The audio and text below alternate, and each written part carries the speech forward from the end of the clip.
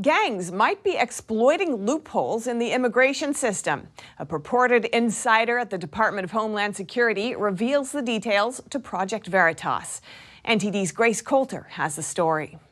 He has 37 crimes against him, including at least 3 against a child, and he's still entered in the United States and working.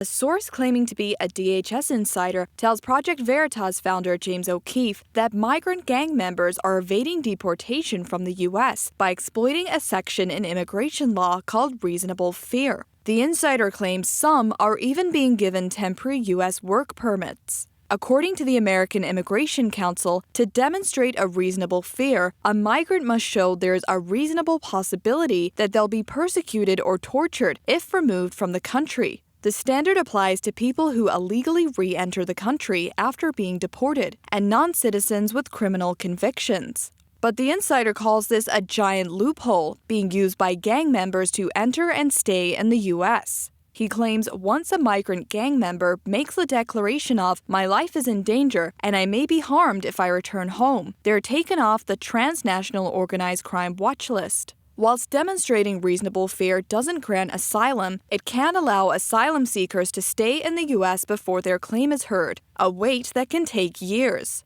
The insider said the gang members' claims aren't genuine. He said, "It's almost like they are coached. Hey, if you get caught, just go ahead and say this." The insider provided documents to back up his claims. He says this migrant claimed reasonable fear to stay in the country. The documents appear to state he was identified as belonging to the 18th Street Gang, which may be involved in sex trafficking. The migrant was also applying to become a sponsor of an unaccompanied migrant child.